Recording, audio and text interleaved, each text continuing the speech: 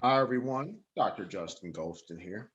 And in this video, we're going to discuss bargaining topics that may emerge during the negotiation process. We're going to discuss bargaining issues that may arise during the collective bargaining agreement. So issues and topics such as wage rates, mandatory issues in negotiation, as we said before, may arise whenever you're discussing a situation with the leaders of organizations as well as with the leaders of the labor unions.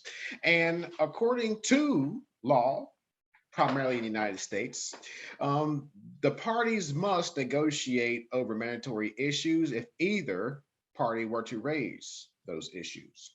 So, if either party raises a permissive optional bargaining issue, the other party may refuse to negotiate over them because it is a permissive bargaining issue.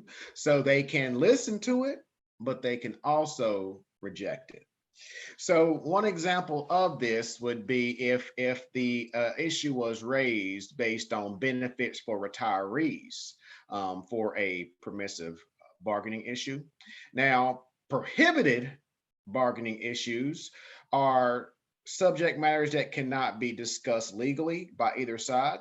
And whenever we discuss bargaining issues, some common bargaining issues and topics and situations that may arise during the negotiation phase is that of management rights. So, issues that are not covered within the contract can be decided upon by the management team. Okay. Now, there are also a number of topics in terms of union security. So, security is essentially where the union members are protected. So, whenever we're creating a union, you have different types of makeups of these unions. So a closed union shop would be where only union members can work at a particular company. So that may sound extreme, but in some shops, in some smaller organizations, you may have a closed shop where you will have to join the union to work at that organization, and that is an agreement, that is a collective bargaining agreement that the union has made with leaders of the organization.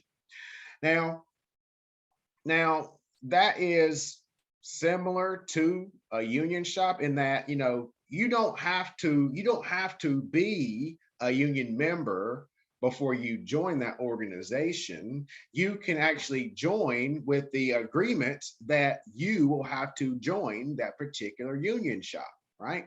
So a union shop is that all employees must join. So again, that is very similar to a closed shop, where a closed shop only has union members working within that organization.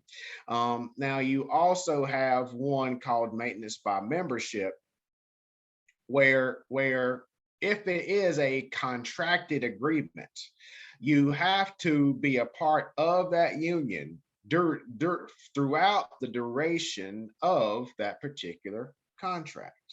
Okay. Now, in terms of an agency shop, everyone, regardless of if they're a union or not, they have to pay those union dues. So joining the union is completely optional, but even if you don't join the union, you still have to pay those dues.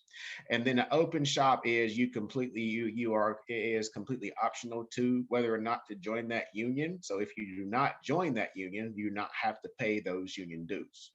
Okay. So the last thing we're going to discuss, so this was a short module.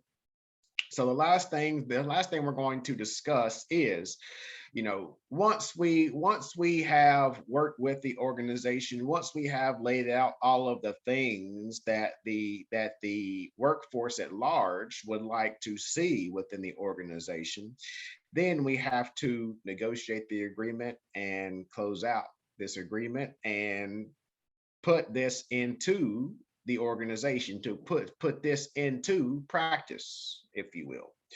So negotiation is the problem solving process. Now, negotiation is a skill, right? And negotiation is a give and take among both parties. Now, if there is an overlap, in between the management, the leadership, and the union's positions, negotiators will hopefully reach an agreement. Again, it is a skill. Negotiation is a true skill among union leaders as well as leaders of the organization itself. So in the event that the leaders of the organization and the union leaders cannot reach an agreement, there are issues, there are situations that have arisen in many cases in many parts of the world where the employees will strike, so they'll stop work because the leaders did not accept the wage increase.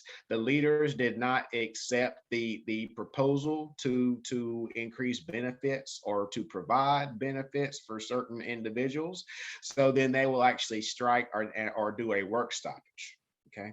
Now, if this situation does arise, we do have middlemen, we do have third party interventions, we do have individuals that can step in to assist in this process to resolve the issues, and they are referred to as mediators and arbitrators. Okay, so the primary role of mediators and arbitrators are to work with both sides, to get both sides of the story, to understand the wants and needs of both sides, and to speak with the other side to find an agreement.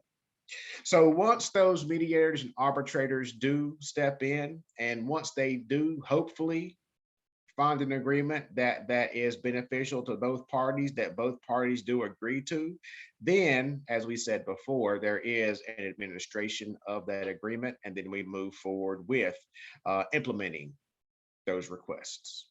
So that's all we're going to talk about within this discussion. We are going down the home stretch within this course. Until next time.